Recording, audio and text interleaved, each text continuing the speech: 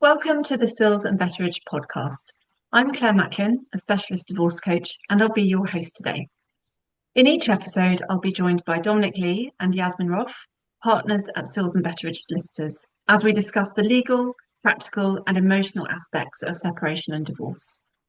Drawing on our combined experience, we'll share clear information, practical guidance, and have honest conversations about the issues we see most often, helping you feel better informed and more confident, whatever stage of the journey you're at.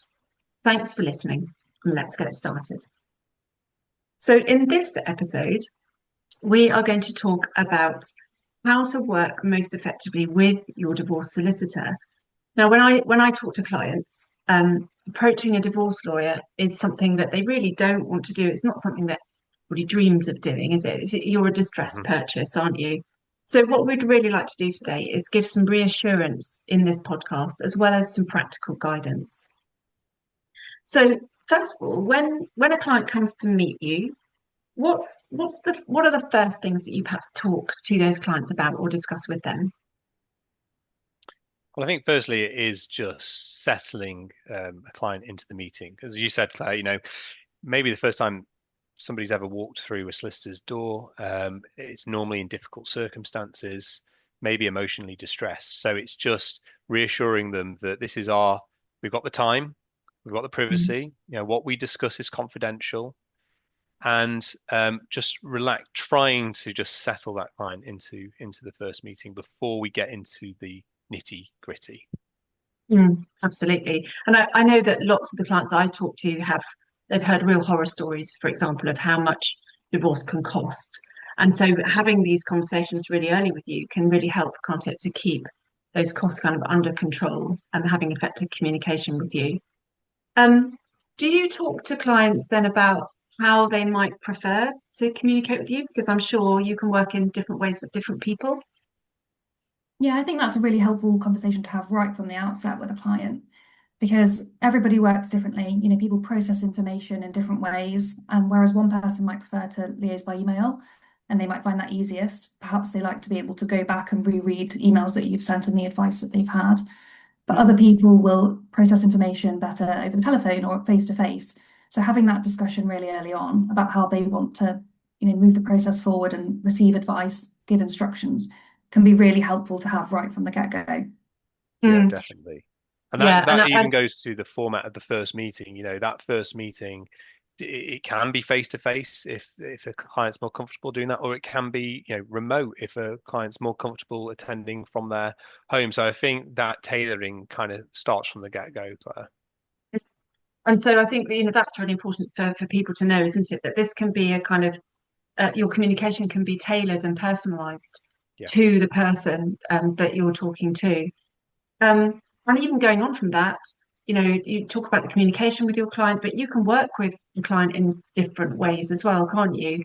In terms of, some clients might need a really full-on gold service, and other clients might need some ad hoc advice or something in between. Is that right?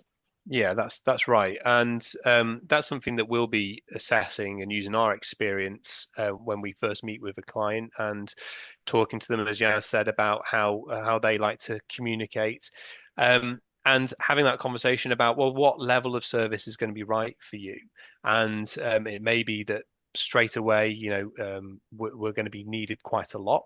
And we can provide that full service to a client, or it may be that somebody's just initially just wants to understand their position, not looking to, certainly not looking to go to court, just wants to understand their position, have an ad hoc one-off meeting to get legal advice at an early stage.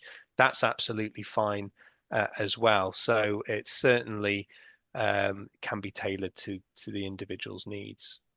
Yeah, that's really helpful. And I mean, I quite often work with clients who are not quite at the point of pressing go on a divorce process. And I often advise them to go and talk to a solicitor just for a one-off meeting to find out what their situation might look like and what the process might look like, and all of those things. So, there's a gathering information part of this as well, isn't there? To gather the information that you need to make decisions. Definitely.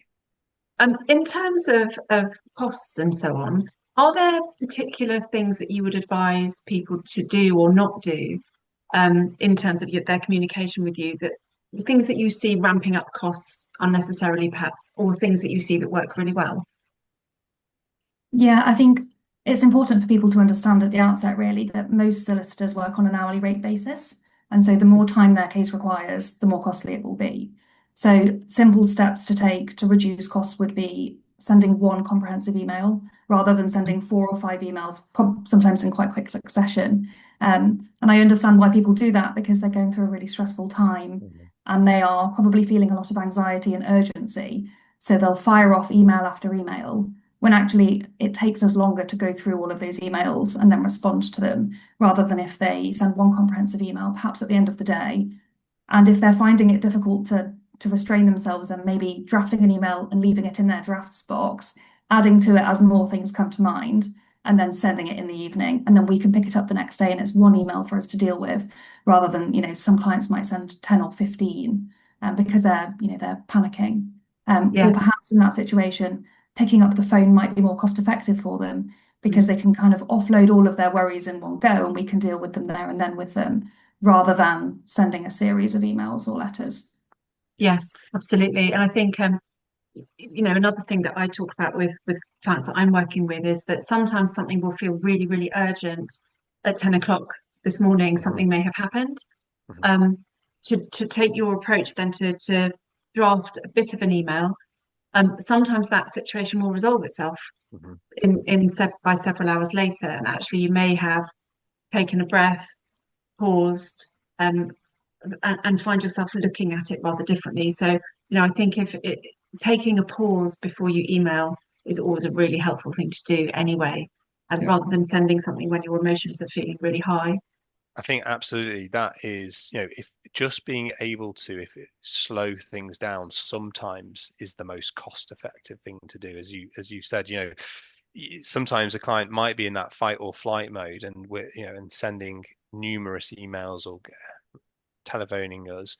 And if they're able to, and I appreciate it, it can be very difficult, but if they're able to just reflect and pause before sending an email, then in the morning or the following day, things may have developed. They may feel very, very different. I think also part of our modern culture is that we expect things very quickly these days.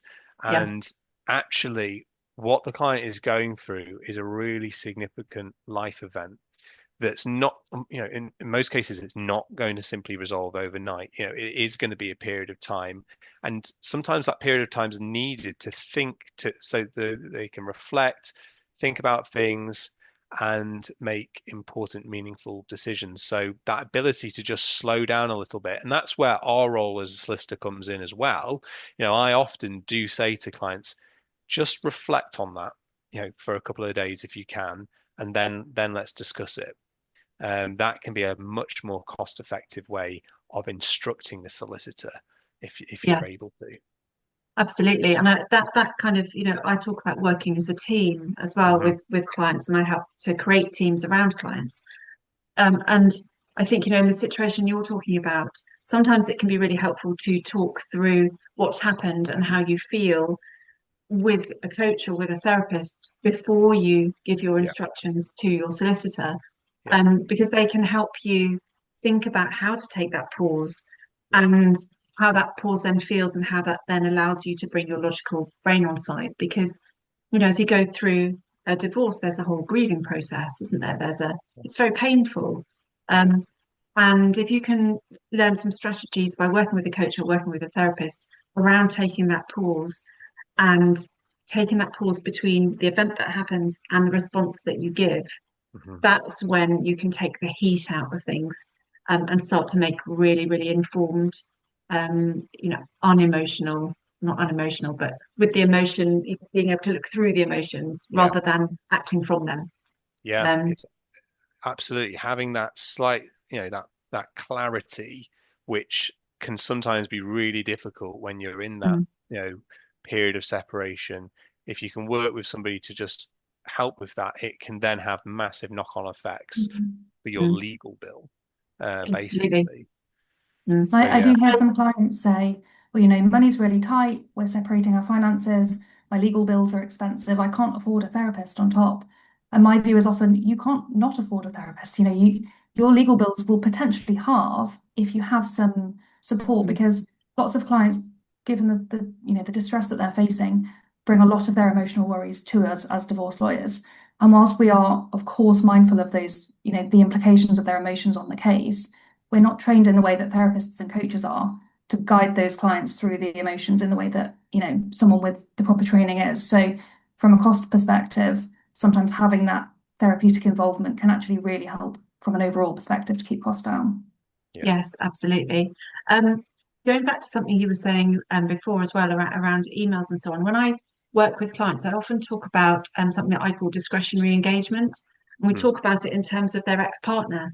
So discretionary engagement is where you choose when you respond, you choose how you respond, and you choose whether you respond. You don't have to respond to everything. Yeah. And actually that concept of discretionary engagement can come across into a client's engagement with you too. Really think about, is this something that I need to take to my lawyer, or is this something that I could talk through with my coach or my therapist? And just take that pause to really think about which is the right, who's the right person to actually be talking about this. Yeah, absolutely. Yeah. And I can help people think about, handle that communication with both you and their ex-partner and set boundaries for themselves and so on. So I'm really interested to hear, what kind of things go really wrong, perhaps sometimes in communication with your clients. What kind of things can actually make it more difficult for you to act and to do your job really well? I think there's sort of one thing I've seen a couple of examples is there's a temptation before you meet a divorce solicitor is to feel that you've got to gather evidence, and that may be if there's a child dispute or if there's a dispute about your finances and how you're going to separate them from your spouse or former spouse, you may feel that you need to gather evidence to support your position. Don't get me wrong, sometimes that can be helpful, but quite often it can be unhelpful before you've met with a divorce solicitor. Because if somebody takes covert recordings, if you're recording your ex-partner secretly, or you're recording the children to try and evidence gather, and then you present that evidence to a solicitor, you're going to compromise their professional position. So they may then have to stop acting for you potentially. And you may be shooting yourself in the foot as well, potentially. So I think until you've taken that legal advice about what evidence is needed and necessary for your case, just maybe slow down on overzealous evidence gathering as well. I've seen it go wrong a couple of times, unfortunately. So would your advice then be to be very open about, to a client, be very open about your concerns, be open about any fears or worries that you might have about the dynamic in the relationship, or the dynamic with the children in the relationship, so that you can advise on exactly what you need?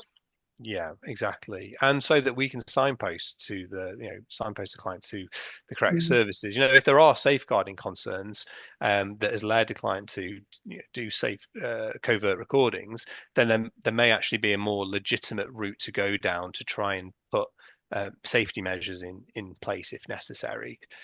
So these are often very finely balanced and difficult decisions to make, and just having that open, transparent communication with the client is absolutely essential.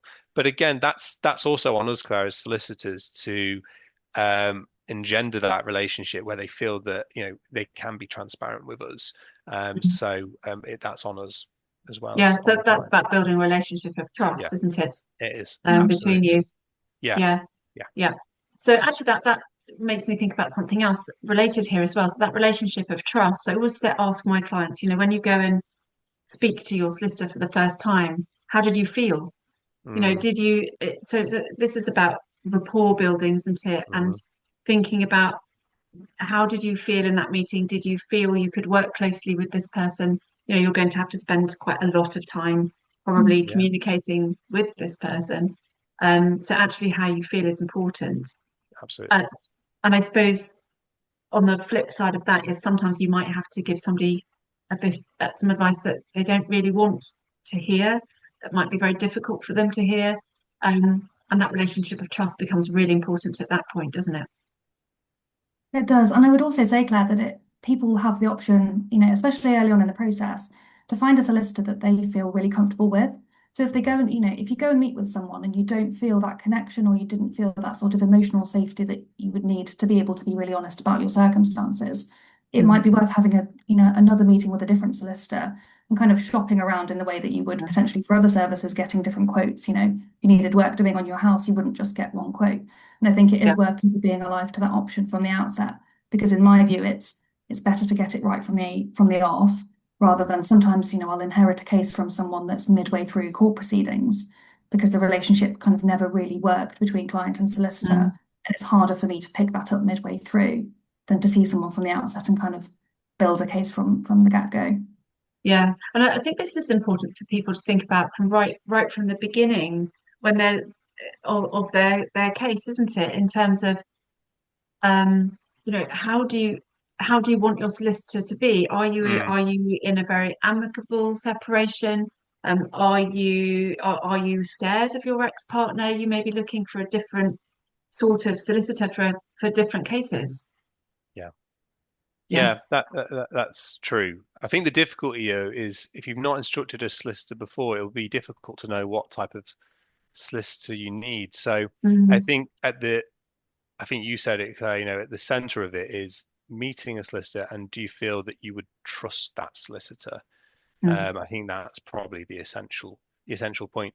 But also there is also a bit of expectation management that goes on, because obviously the heart of what we do is working with a client, but it's also understanding that we can't just do anything a client wants. So if I was being instructed to send something unreasonable, it's knowing that actually on occasion my solicitor is going to push back on occasion because they also have professional obligations, and actually perhaps they're looking out for my best interests in a different way than I'm looking at what my best interests are. So I actually think if people go into that solicitor relationship expecting that there may be some points in the instruction where a solicitor is going to push back because of professional reasons, then that would also be helpful to know in advance. Yes, yeah, and I suppose if you're very open to a client asking you a question about that. Yeah. And any questions because that's the other thing that I see quite often is people are afraid to ask questions of you. So, or they say, I think this question is a stupid question. Or this question, I feel really dumb when I ask this question, but there aren't any stupid questions in this process, are there? It's an alien process to almost everybody that goes into it. Yeah, absolutely. And actually, it might be that stupid question is actually really good and prompts us to think about something differently as well. So yeah, and it's just having that two-way transparent relationship. But and as Yaz said, if you don't feel it with that initial solicitor, it may be worth finding recommendation and trying an alternative solicitor. Yeah. Can we talk a little bit about confidentiality as well? So I know that information given to you in meetings is confidential, and we're encouraging our clients to be really honest and open and frank with us so that we can protect them. Are there any kind of limits to that confidentiality? I think the first one that jumps to mind, Claire, is the fact that we as solicitors also owe the duty of court to act professionally and to not mislead the court. So if someone were to come to us and say, I've squirreled away £2 million in Mexico, let's not tell anyone, that puts us then in an impossible position where the only way that we could act for them would either to be honest and frank with the court, or to stop acting entirely, come off the record, and then they would have to go away and find a new solicitor. That's probably the thing I see the most is clients wanting to understand whether every single thing that they tell me is entirely confidential, or whether there's a risk that I would need to tell the court something. And it's only if they are trying to mislead the court and be dishonest where that would be a consideration and a conversation we would need to have. Yes, that makes complete sense. Okay. I know there's been a lot in press about the use of AI in communication with solicitors, but also in preparation of documentation for the court and so on. So I think it would be helpful to hear or to understand, what's your advice to clients around using AI to understand your advice or to obtain advice or even to draft communication? You need to tread cautiously. I don't want to sound like a Luddite, but I think as soon as you put, if you're putting information, your personal information into a, chat GPT, you may lose control over your personal information. So being careful what information you input is really important, don't you think, Yas? Yeah, really important. And I'm seeing quite a lot of emails from clients that feel like they've been run through ChatGPT or similar. And that then becomes quite difficult for me because firstly, those emails are inevitably quite a lot longer than the typical emails that a client would draft themselves. They contain far more questions, almost as if maybe the client said to whichever model they're using, draft a list of questions that I should ask in this situation. And it means that we lose sight of what's actually concerning the client and what's bothering them. So you lose that personal touch, you lose their voice, you lose the ability to understand, their perspective on the situation and the lens that they're looking through, which then makes it harder for us to tailor the advice. And it can increase costs as well, because then we're dealing with huge lists of questions rather than just what's actually on the client's mind. Yes. And I know that a lot of the AI models are, they are designed to please the person who's asking the question. And so it definitely can lead to the whole cans of worms opening up that potentially were not even a can that was there, if you see what I mean. It's yeah.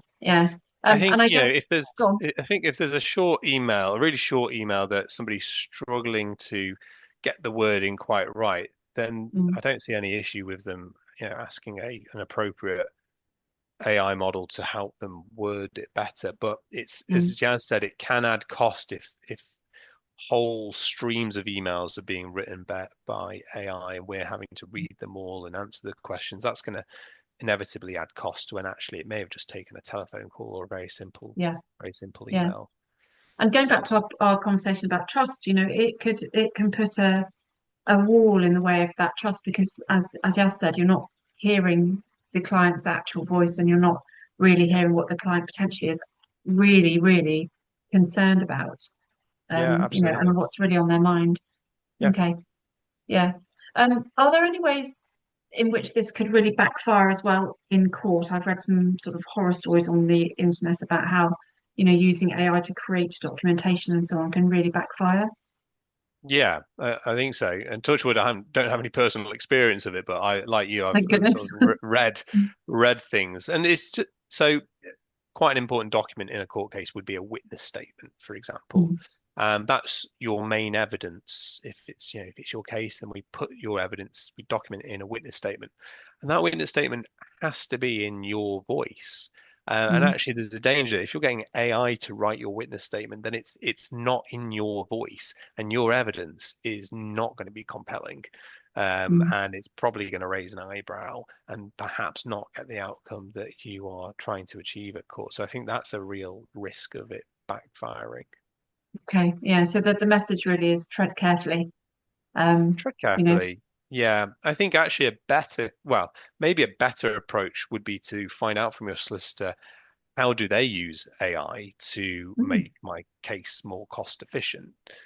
Because there are some great uses of AI that the profession and our firm, for example, is adopting. It's what AI is great at is processing large bits of data, whether that's financial information. It's great at collating information and presenting it. And it can actually save costs if done with the right tools, where we know that privacy is going to be guaranteed. We're not leaking out somebody's data into the wider web. And with the right tools, with the right person doing it, it can save costs. Yeah, brilliant. That's fantastic. I think, in terms of then key principles for us to perhaps recap over that we've talked about today, the big ones that stand out to me are, be open and honest with you from the start.